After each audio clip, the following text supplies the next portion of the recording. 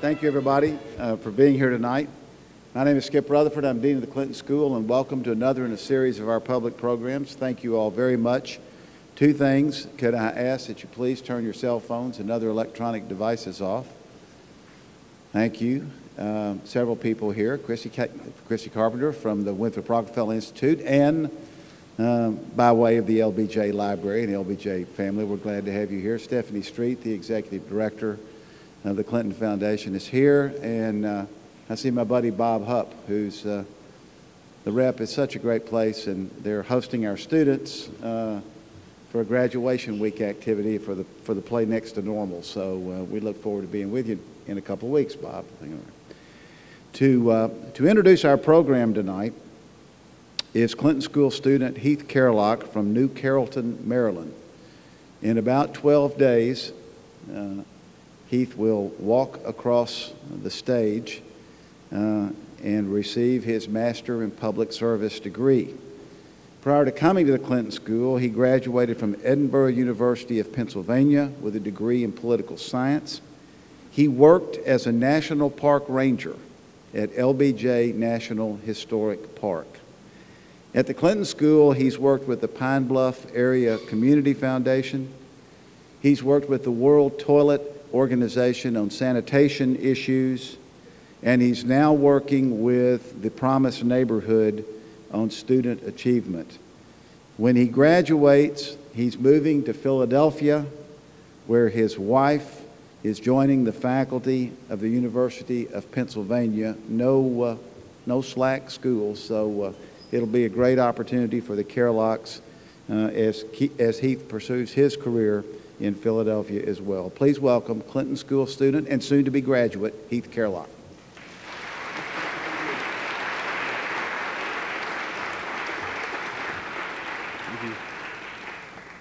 The real thanks should go to my wife. I want to thank you for being here tonight, and thank you, Dean, for the nice introduction. Special thanks to our volunteers who come by here to make things happen at this school and happen well. Presidents and Congresses, laws and lawsuits can open the doors to the polling places and open the doors to the wondrous rewards which await the wise use of the ballot. But only the individual Negro and all others who have been denied the right to vote can really walk through those doors and can use that right and can transform the vote into an instrument of justice and fulfillment. So let me now say to every Negro in this country, you must register, you must vote, you must learn, so your choices advance your interest and the interest of our beloved nation. Your future and your children's future depend upon it, and I don't believe that you are going to let them down. Lyndon Baines Johnson, President, August 6, 1965, remarks on the signing of the Voting Rights Act in perhaps the most underrated, important presidential address ever. While he was president for the greater duration of the 1960s, his fingerprints are all over many of the events of the era, whether it was the Vietnam War, the war on poverty, civil rights legislation, the civil unrest, the Spawn riots. To understand President Johnson is to understand the 60s. You cannot divorce or separate his person or his influence over the 1960s. When you think of the incredulity staffers must have had to the pace this man managed to keep with relationships and to keep up and outmaneuver the news cycle, it was indeed a man rising to the burden of a moment in history.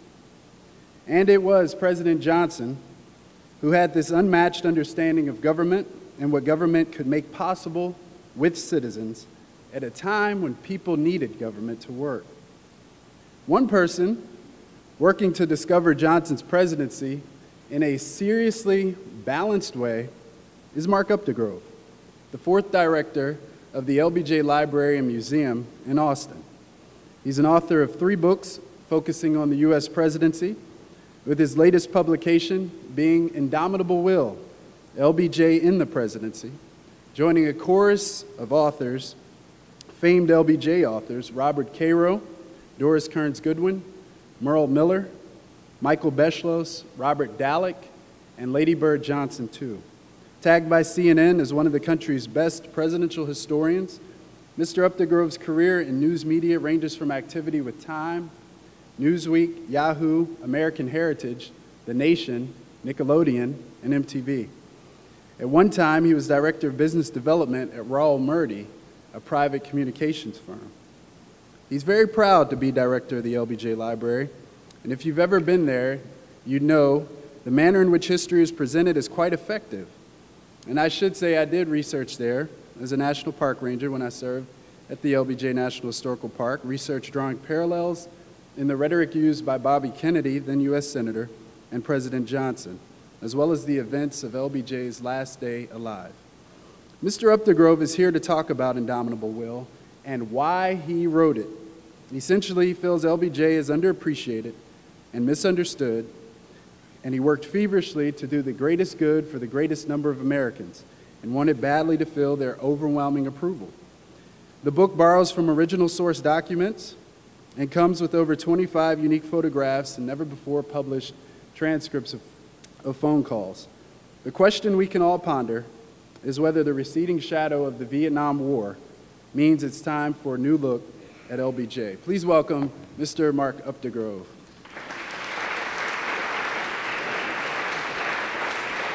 Sitting over here.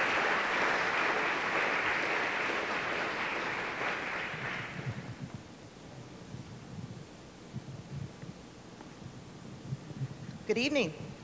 We thought we'd take a slightly different approach tonight than the normal lecture because this book is full of so many great stories, and it's hard to talk to you about it with just a lecture. So Mark and I decided that we would start with just basically a conversation and get it started with some very basic kind of questions that will help him to communicate all the stories that are in the book, or some of the better ones anyway. Okay, so let's start with the obvious, Mark. Why did you write this book? Yeah, well, first of all, thank you for having me. It's just an honor to be here, and Heath, thank you for that remarkable introduction. I wrote this book, and Heath mentioned it, some of the great historians who have sunk their teeth into Lyndon Johnson, Robert Caro, Robert Dallek, Michael Beschloss, Doris Kearns Goodwin, all these great historians have taken their turn at Lyndon Johnson. And I think it's, for an historian, writing about Lyndon Johnson is like an actor playing King Lear. There is so much in that role, and it can be interpreted in so many different ways. And I think that's Lyndon Johnson. You have every attribute, every characteristic in Lyndon Johnson, and you have so much in the 1960s. So it's sort of this endlessly fascinating subject to delve into.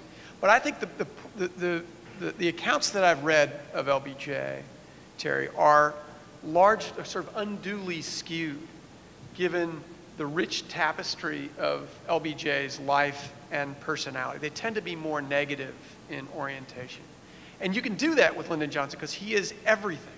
There's John Connolly, who is an aide to LBJ, said, there isn't an adjective in the dictionary that wouldn't describe Lyndon Johnson.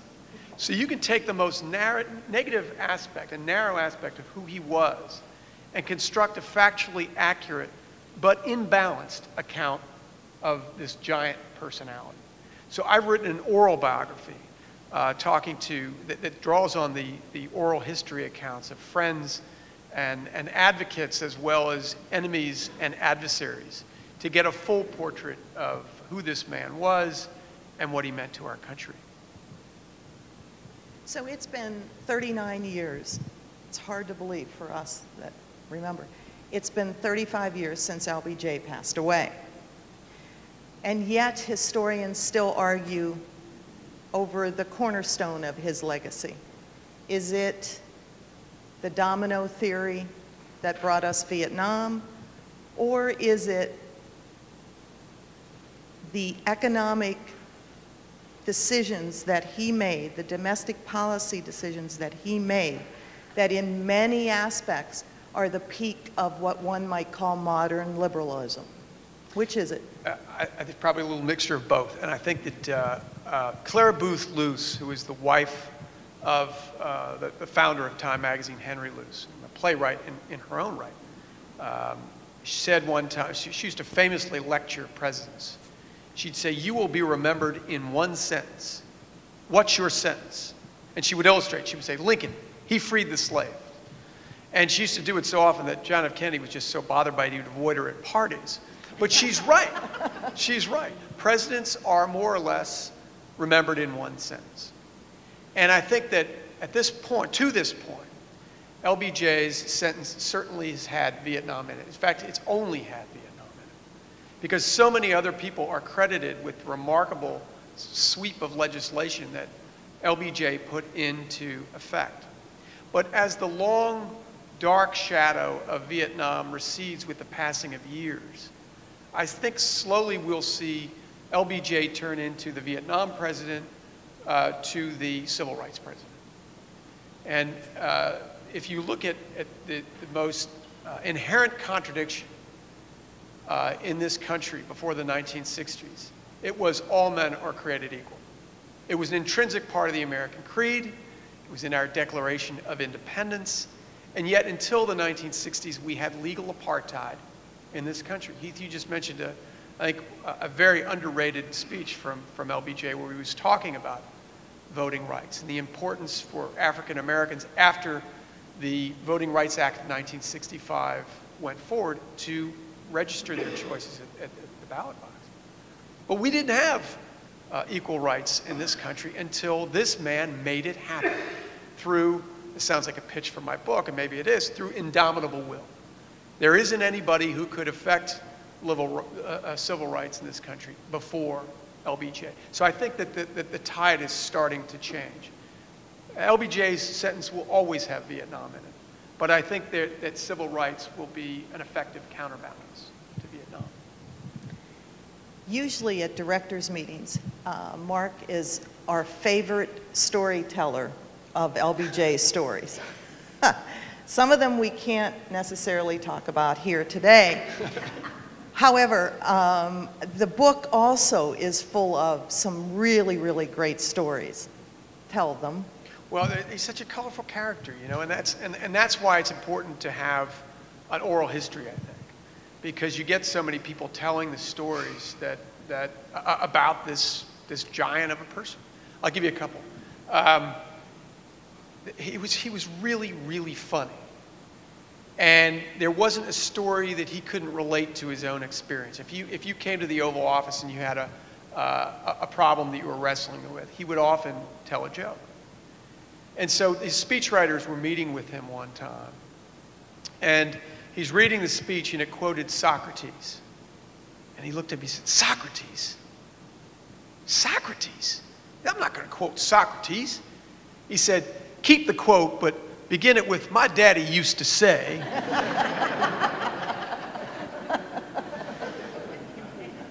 And there's another one that relates to speechwriters. And he had John Kenneth Galbraith in the Oval Office one day, and Galbraith was imploring him to do a speech on the economy. He said, people want to know that their economy is sound. They want to know what your policy on the economy is. You should give a speech to the American public about the economy. And he said, "You know, Ken, a president giving a speech on the economy is kind of like a fella peeing down his own leg." He said, "It gives him a warm feeling, but no one else knows what the hell he's doing."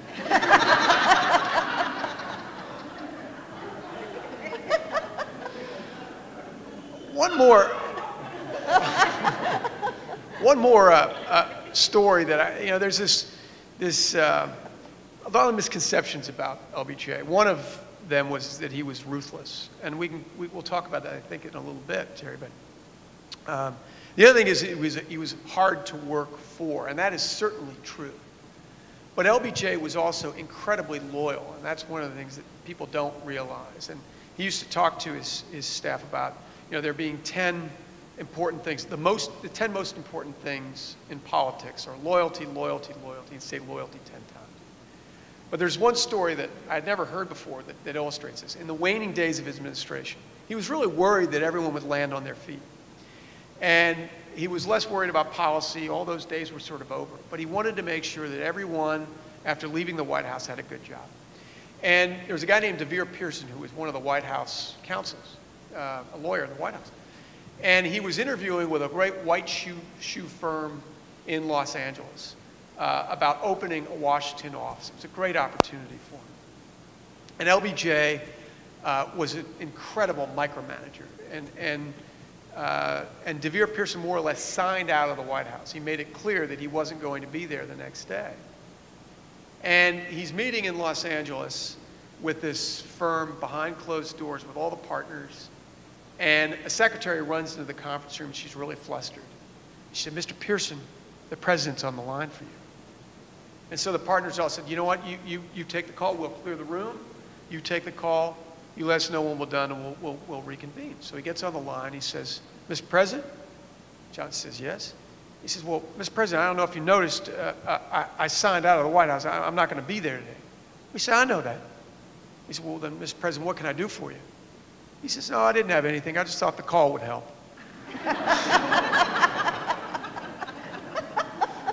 So again, I think there's a side of LBJ that everybody who knew him can tell you about, but I don't think is adequately reflected in most of the books, at least, that I have read. Okay, there's plenty more. But I suppose we should get back to being a bit more serious. LBJ served only 24 months of JFK's term. So under the provisions of the 22nd Amendment, LBJ could have run again in 1968, making him the second longest serving president, only beating FDR by a few years. Why didn't he run?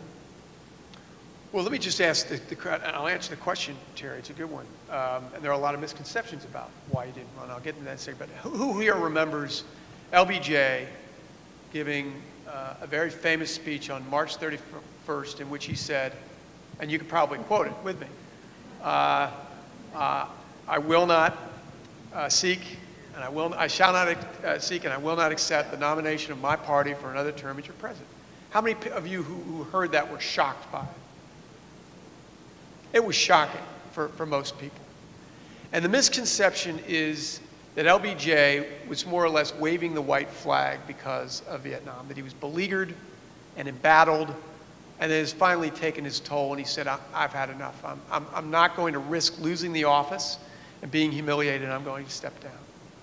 That's patently untrue. The reason that he did not run again is because he had a genetically weak heart, and he was very conscious of the fact that his grandfather and father had died in their early 60s. And he also was conscious of the fact that Americans, that there were other American presidents who were in ill health, who put the country through a crisis by continuing to serve. Woodrow Wilson and Franklin Delano Roosevelt. Woodrow Wilson, of course, survived a stroke, although he was unable to serve for a good long time. And of course, FDR died early into his fourth term in office. But LBJ thought of not running in 1964 for the same reasons. He had had a massive heart attack in 1955. It was nearly fatal. It took him 6 months to recover from the heart attack, and he could feel his heart every day. Literally, he could feel the heaviness of his heart. So he was pretty sure he was going to die in his early 60s, and indeed he did. He died 4 years and 2 days after leaving office in January of 1969. He died of heart failure. So that was the big reason. But the other reason, and he had decided in the summer of 1967 he was pretty sure he would step down. There was a little ambiguity, and he wrestled with it after that. But he was pretty sure he'd step down. Moreover, he had come to that conclusion in 1968 because he desperately wanted to strike an honorable peace in Vietnam. He did not want to be remembered as a war president. He desperately wanted to find a way out. And he realized that his declining to run for re-election would send a signal to Ho Chi Minh that he was serious about the peace process. And indeed, it did bring Ho Chi Minh to the bargaining table. And unfortunately, peace eluded LBJ. But the popular, the popular wisdom is that he was afraid he would lose. I'm convinced, and LBJ was convinced, that had he run for re-election, he probably would have beat Richard Nixon. And if you look at the fact that Nixon beat Hubert Humphrey by less than half of a percentage point in the popular vote, it's probably true. But LBJ was also conscious of the fact that it would further divide the nation. And he didn't think that would be good for the country. Well, if I'm doing the math right, if he died 4 years and 2 days, if he would have been reelected, he would have died 2 days after leaving office. Which is remarkable. Yeah. Which is remarkable. There are a lot of people who say he probably would have lived a while after that, because after he left office, he more or less let himself go. He started smoking again, he started drinking liberally, he grew his hair out, he just really unplugged. He let his diet go, and it probably didn't do his health any good. So he may well... Well, it was. Yeah. Flower power. Yeah, exactly. Okay. The 10 years of LBJ and JFK seem to be in constant conflict, perceived by everyone to be in conflict. How do you distinguish the two, and do you really think they are in that much conflict?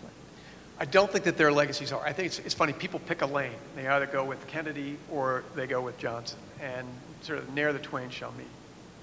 But in fact, I think that they are wholly complementary legacies, historical legacies.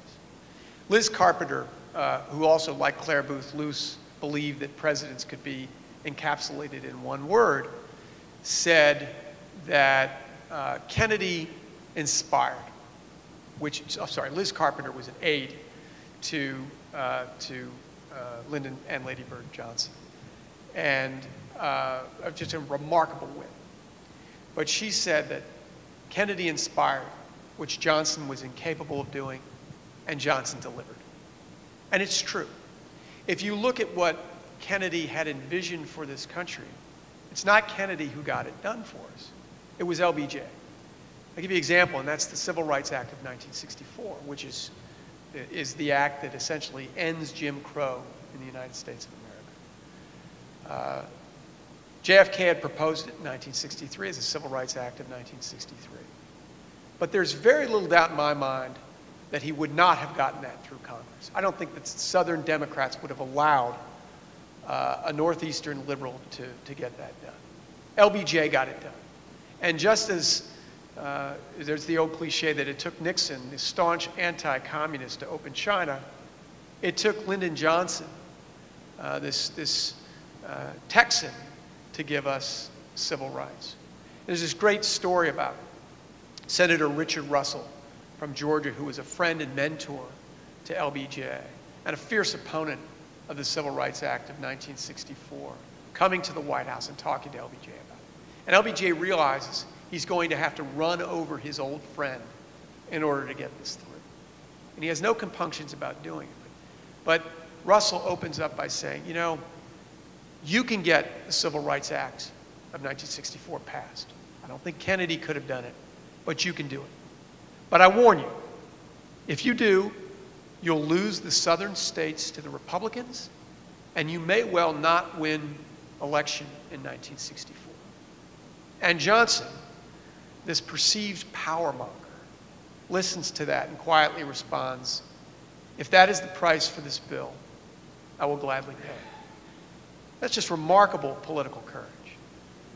But importantly, he used Kennedy's martyrdom in order to get it passed, as he would exploit any tactic in order to get something that he felt passionately about passed. He used Kennedy's martyrdom to pass the Civil Rights Act of 1964. He used the bloody events of Selma in the civil rights struggle to pass the Voting Rights Act of 1965, which Heath talked about earlier, and he used the martyrdom of Martin Luther King to pass the Civil Rights Act of 1968. This is a man with enormous legislative prowess and persuasive abilities that I think are unmatched. He got things done. Kennedy envisioned them and inspired America around them.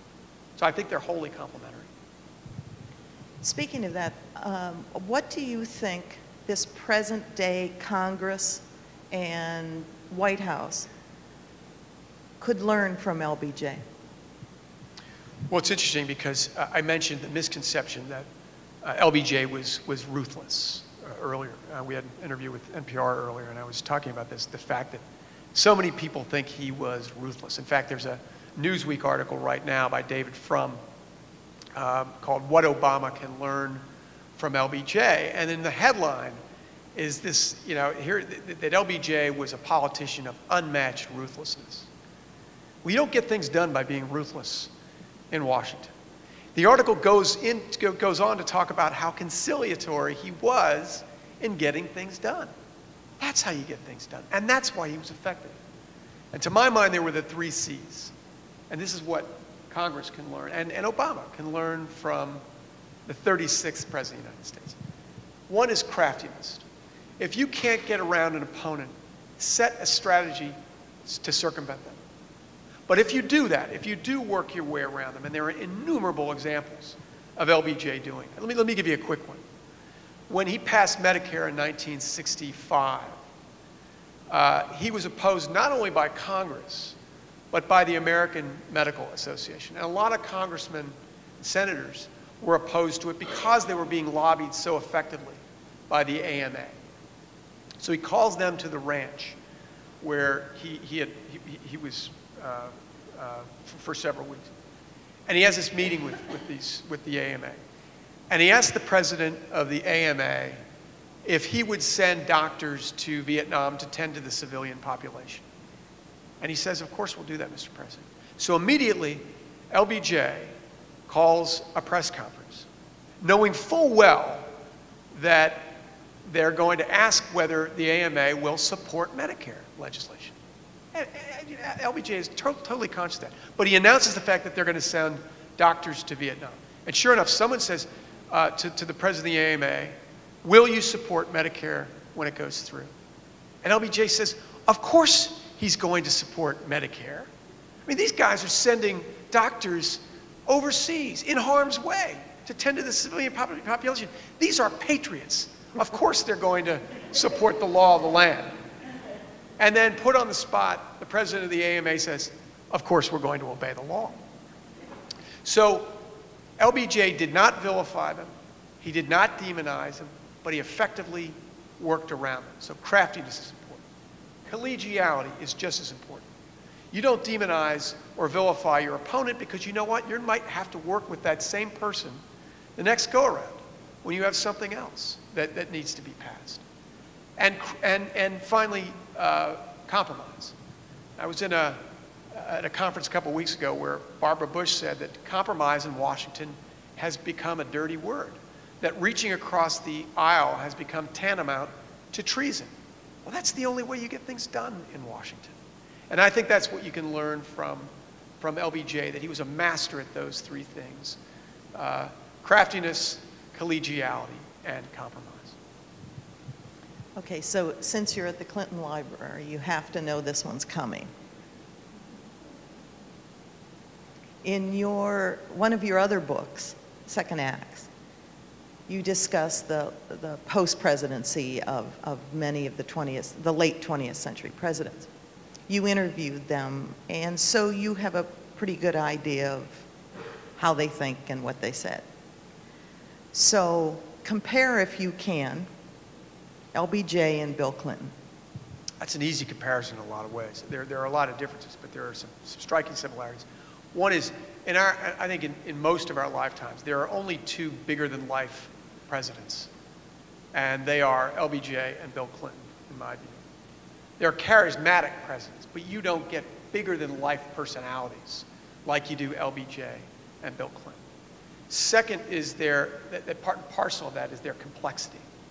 They are just so broad in terms of personality and in terms of traits that it's difficult to define them by using even several adjectives. They're just enormously complex. And finally, they were both incredibly persuasive. I think Bill Clinton was far better behind a podium. I mean, there's no one who's quite as good in my lifetime as Bill Clinton. He's just so good. I remember I was at a function. And in the waning days of the Clinton presidency, after we had gone through the Lewinsky scandal and stuff, and I was sitting with this staunch Republican at a dinner at which Bill Clinton spoke, and this passionate Republican looks over to me and says, "Oh my God, does he have to leave?" He was just so good. He was so good. So LBJ wasn't particularly good in front of a camera. It's paradoxically, he would become this sort of Eastern establishment figure that he sort of found contemptible behind the scenes. He constructed his personality in a way that he thought was presidential, but was actually inauthentic, and he was not particularly effective. But behind the scenes, he was incredibly effective at changing people's minds, and I think that's a quality that he shares with the 42nd president. Okay, and the final question is, how can we help? Can everyone help? And what can you do next to help explain to every American citizen living and breathing today, decisions that LBJ made affect each and every one of their lives? Between the EPA, if the water you drink is clean, it's because of LBJ. If you are a minority and you vote, it's very likely that it's because of LBJ. We can go on and on. If Medicare, if you're elderly and not poor and not sent to the poorhouse, it's because of LBJ. There isn't anyone. The Education Act, I mean, I can go on, I can't think of all of them now because we're running out of time thinking of all of them. Every single human being, and yet when I listen to the talking heads and they talk about Medicare and there's no longer poor elderly, nobody says his name. Yeah. How do we change that? I don't know. I think he's largely a forgotten president, and I do think that is slowly starting to change. The first line of my book is, "History in its most cursory form is often a beauty contest." And if you look at who we remember most favorably, it is those presidents who are most visionary, eloquent, and attractive. John F. Kennedy is a great example of that. He looks like he sprung from the pages of a J. Crew catalog. And you look at images of him today and the way he speaks and how charismatic and telegenic he is. And we want him to be great. We want to believe that he's the one who gave us civil rights, that he's the one who gave us some sweeping legislative reform. He's not. And as I mentioned, LBJ would win no beauty contests. But to your point, Terry, what he did is remarkable. I have in my office at the LBJ Library a shadow box containing the pens of all the pens that he used to sign bills into law in 1 year, 1965. And I would argue that it is the most important year legislatively for modern America. Because in that one case, you have the Elementary and Secondary Education Act and the Higher Education Act, which bring federal aid to education for the first time and fundamentally increase graduation rates in high school and college. You have Clean Air, the Clean Air Act. You have a Highway Beautification Act, the Immigration Act, which is the most sweeping immigration reform in U.S. history and fundamentally changes the heart and soul of America by offering our promise to those in non-European countries in bigger numbers. You have the Voting Rights Act, the most important civil rights legislation, period. You do not have Barack Obama sitting in the Oval Office without the Voting Rights Act of 1965. You have Arts and Humanities, which creates the National Endowment for the Arts and the National Endowment for the Humanities. You have Medicare, all this stuff in one single year. And people don't realize that about LBJ because they associate him generally with one thing, Vietnam. So I don't know how to answer your question, Terry, but I do think that people are more often crediting him for things, in particular now with civil rights. Okay. Well, are there any questions in the audience? Thank you. I was wondering to get a comparison between LBJ's response to disaster relief versus George Bush and Katrina. Yeah, LBJ had his own crisis in that area of the world, and it's not something that is often mentioned. It wasn't often mentioned during Katrina, but he went to the site immediately. He walked among the rubble. He talked to the people. He had federal relief in there immediately. I know Bush had his own problems, has his own explanation for it, but LBJ was great in a crisis. And you see that post Kennedy assassination, after the Kennedy assassination. He was remarkable at mobilizing everybody. And I don't think that we could have had a better crisis manager in the White House at that point. Liz Carpenter, who I mentioned earlier, was on that flight from Dallas back to Washington with him. And a phrase kept on going through her mind. She had been with Lyndon and Lady Bird Johnson when Johnson was vice president, and Mrs. Johnson's brother unexpectedly died. And LBJ got on the phone and immediately started figuring things out. Someone was going to get the body, they were going to do, everything was worked out within the course of 20 minutes. And Mrs. Johnson says to Liz Carpenter, Lyndon's a good man to have around in a crisis. And that phrase kept on turning around in her mind. And she said when they got back to Washington, she realized that our country was never without a president, that he did all the right things that day and thereafter to ensure that we were stable during a very difficult time. The one crisis that he didn't manage particularly well was Vietnam. And again, I think that's a fair part of his legacy. For a variety of reasons, but it wasn't managed well. Stephanie? There's a mic coming.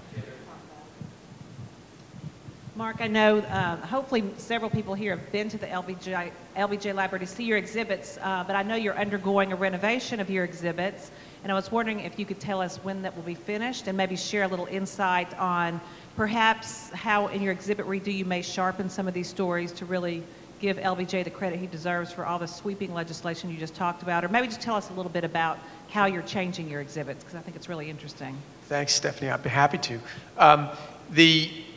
We are embarking on a $10 million renovation of our core exhibit on the life and legacy of the 36th president. And we're doing it because we really haven't had a refresh on the exhibit in about 15 years. And technology has come a long way, and young people in particular learn in very different ways through different media. And we want to offer that to them to tell this story. But moreover, since we last did the renovation, a renovation on the exhibit, we've released the telephone tapes of LBJ. So, which I use liberally in my book, because they really effectively tell the story of his administration in their totality, and really show how he effectively did the business of his presidency. So there will be 15 stations around the exhibit where you'll hear, when you go to the Civil Rights section, him talking to Martin Luther King about the importance of the Voting Rights Act. You'll hear him talking about Vietnam with McGeorge Bundy and his ambivalence about the war. You'll hear him in his own words, which I think is so vitally important in any exhibit, but particularly with this president. The telephone to Lyndon Johnson was practically an appendage. You know, in this day and age, he would have 3 or 4 cell phones going. He would love what technology offers in terms of one's ability to communicate. But to answer your question about the legacy part, Stephanie, we will have an interactive table which will show how the LBJ administration impacts your life today. So you might have Big Bird on the table, and you'll press that, and it'll talk about him passing the Public Broadcasting Act of 1967 and how that created National Public Radio and PBS, among other things. So that interactivity is really an important part of this brand new exhibit. And we hope you'll come down and see it. We'll cut the ribbon on December 1 of this year. Yeah. And now, is this the same taping system that in a couple of years would give us a different form of history? And the last. So this is the last good set of tapes that we are going to have as a country, correct? Well, it's a great story. No one knew about the existence of very few people knew about the existence of these tapes, including Lady Bird Johnson. And after LBJ died, his assistant went to Harry Middleton, who was my predecessor, who was the director of the LBJ Library for 31 years and had been a speechwriter for LBJ in the White House. And she told him about the existence of these tapes. And he realized he was sitting on this treasure trove of information, but was conscious of the fact that LBJ had put a 50-year seal on the conversations. 50 years after his death, they could be opened, which would mean that we'd be opening these in 2023, not in the late 1990s when we actually opened. And the reason it changed is because Harry Middleton went to Lady Bird Johnson, told her about the tapes, and she, this is remarkable to me, unflinchingly said, open them, process them, open them, give them to the public. She didn't insist on listening to them first. She just said, do it. And the great thing is that they really do vindicate LBJ's legacy in the same way that they incriminate Richard Nixon. And, you know, and there's even a tape on there. I use this in the book. You may have heard this tape. It's LBJ calling Joe Hagar, the founder of the Scion of the Hagar Slacks Company in Dallas, Texas. And he custom orders 6 pairs of pants, giving very specific anatomical detail. And you couldn't invent this conversation. I mean, you could, if you saw this on Saturday Night Live, you'd say, oh, that's preposterous. That could never happen. But he talks, again, very specifically about why he wants the crotch longer, why the pockets have to be longer. It's remarkable. So there are some things in the tapes that are not particularly flattering, but overall, they give a real glimpse into the personality of this man and how effective he was, particularly as a legislator. You should hear him tell that story without the public. I've heard that. I've heard, yeah, there was, yeah. The other version is. You got to hear it. Well, by the way, but at the very end of the conversation, Joe Harris is just totally taken aback that he's getting a call from the 36th President of the United States. And it shows his penchant for micromanagement as well as his tendency toward crudity. But at the very end, Joe Hagar says, well, Mr. President, we'll get on that right. LBJ says, now, there's nothing more important than these pants. You got to get them to me right. Nothing more important in the world. Not Vietnam, not civil rights. But these guys, but he literally says that. And Joe Hagar says, well, we'll get them to you right away, Mr. President. Where should we send them? And he says, White House, click. Yes? My name is Warigia Bowman, and I teach here at the Clinton School. And I had the privilege of writing a paper for Elspeth Rostow using the LBJ tapes about civil rights. And I was very moved emotionally by what I heard in terms of his sincerity, in terms of speaking with black leaders. Could you tell us a little bit more about what you've heard in terms of his reaching out to black leaders in that time period? There are 2 conversations with, thank you for the question. There are 2 conversations with Martin Luther King that are my favorite among all of them. Well, maybe that Hagar Slacks conversation for different reasons. But one is on what was the second full day of LBJ's presidency, November 25th, 1963. He calls Martin Luther King, and just as he called civic leaders and legislators and anyone who was important during the few days after the assassination, to make sure that he was uniting all Americans after the tragedy of the assassination of John F. Kennedy. And Martin Luther King says to him, he was pretty clever himself. He says, you know, Mr. President, there's no greater way of honoring John F. Kennedy than to enact some of the progressive policies that he sought to initiate. That's a direct quote. And LBJ says, well, I'm going to support them all, and you can count on that. And Martin, if you have any ideas about this stuff, I want you to come see me. And he made good on that promise. He really did listen to civil rights leaders. John F. Kennedy did not bring, and I'm not disparaging Kennedy, but he did not bring civil rights leaders to the White House. And I'll go to the second conversation about King, which is around voting rights in 1965. In January, they have 2 months before the bloody events in Selma, Alabama. He has a conversation with King about the importance of voting rights. And you can see them working together. He says to, LBJ says to Martin Luther King, you know, Martin, if you get your people, you know, your civil rights workers, soldiers, to go into the worst parts of the South and try to register to vote and show the media and consequently the American people how difficult it is to do that. And this is a direct quote. There isn't a man who drives a tractor in this country who won't say, that isn't right, that isn't fair. And Martin Luther King says to LBJ, you know, if you get voting rights, Mr. President, you're going to increase your base in the South. You're going to have a lot of Democratic voters. So they're working together, and they're urging each other on. And that's exactly how we got the Voting Rights Act. And there's this great, I think the most underrated speech, I think, Heath, you mentioned this in your introduction. The most underrated speech in American history comes after the events of Selma, Alabama, when LBJ goes before Congress in the shadow of a statue of Abraham Lincoln. And he talks about how difficult it is for the average African American in this country and what they might face as plights on a daily basis. And he says, and we shall overcome. And he was invoking what became the anthem of the civil rights movement, the lines from a Negro spiritual. And John Lewis talks about listening to that speech in Alabama with Martin Luther King, and that being the only time he ever saw Martin Luther King shed tears.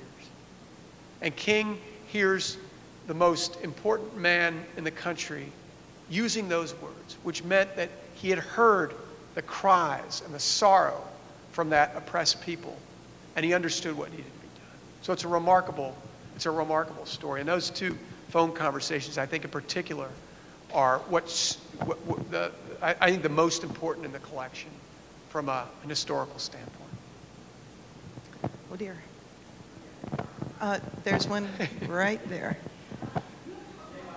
Hang, just a second. I Coming. did not see. This is Christy Carpenter, and I did not invoke Liz Carpenter twice today because I knew her daughter was sitting in the audience. Anyway, thank you for doing I did not see you. This is Christy Carpenter, the daughter of the great Liz Carpenter. Thank you.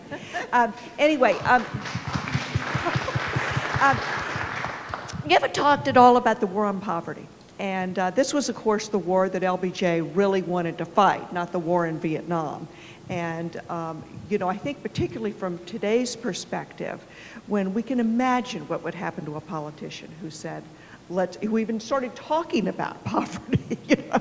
It's just become so far off of the spectrum of acceptable issues among presidential candidates, which is really just, I think, a very bad sign about where we are today as a nation. But can you talk a little bit about Johnson and the war on poverty and any thoughts you have about it? Yeah, of course. It was interesting. Tavis Smiley did a commentary on CBS Sunday Morning a few months ago, maybe about 8 months ago now, in which he praised Robert Kennedy for bringing up the issue of poverty in when he was running for office, running for the presidency in 1968. And Robert Kennedy went to Appalachia and walked among the rural poor in order to exemplify how deeply poverty penetrated in this country. But he didn't mention LBJ, and much to my chagrin. LBJ, 4 years earlier, had gone before the country in his State of the Union address and declared an unconditional war on poverty. And it was no more, to your point, Christy, it was no more popular an issue then than it is today. But at the time, 22%, over 1/5 of all Americans lived below the poverty line. And he not only declared a war on poverty, but he made it happen by sweeping legislation, various and sundry means, of which Medicare was one law. It was really part of the war on poverty, because 1/3 of all Americans over 65 lived in poverty.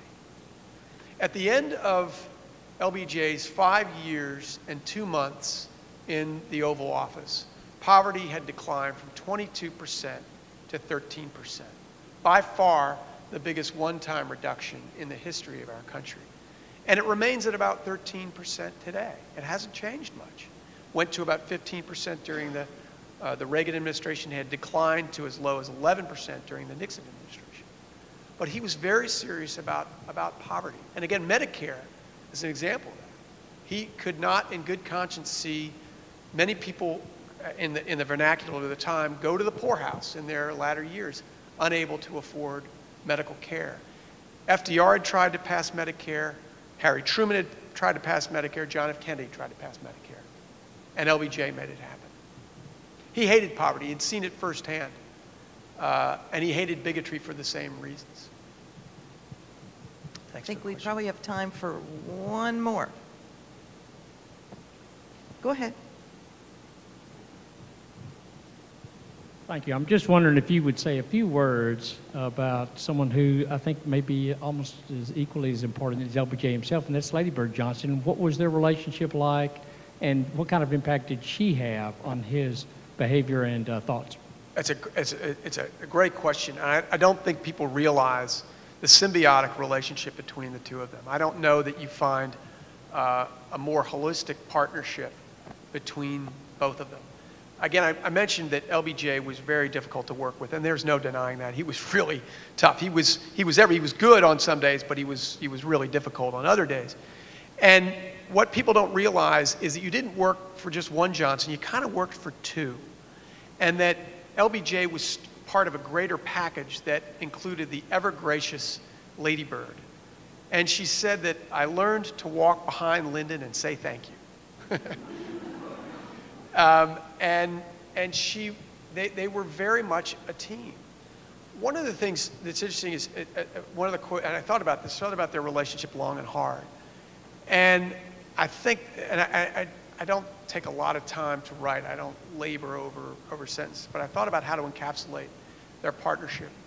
And I came up with a sentence that I think, to my mind, describes it aptly, and it is that one wonders whether Johnson let his demons graze, knowing that she would ward them off by quietly summoning his better angels.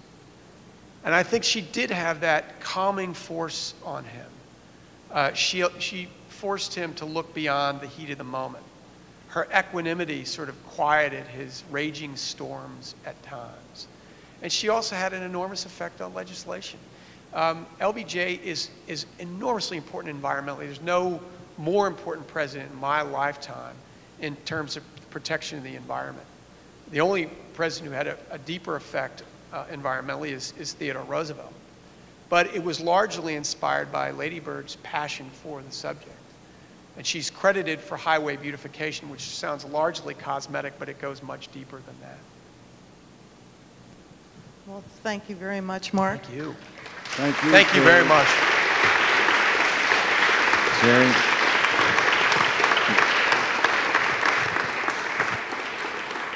Let's give Terri Garner, the director of the Clinton Library, a dinner.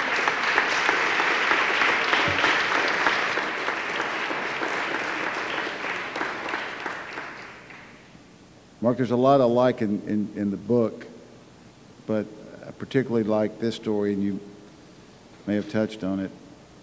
Mrs. Johnson recalled with some embarrassment seeing a Broadway production of The Grapes of Wrath prior to becoming First Lady, and hearing open sobbing from a member of the audience as the play depicted the family facing their Depression-era travails. Bob, remember The Grapes of Wrath, not very long ago. Only to discover that it was coming from her husband seated next to her. LBJ crying in The Grapes of Wrath.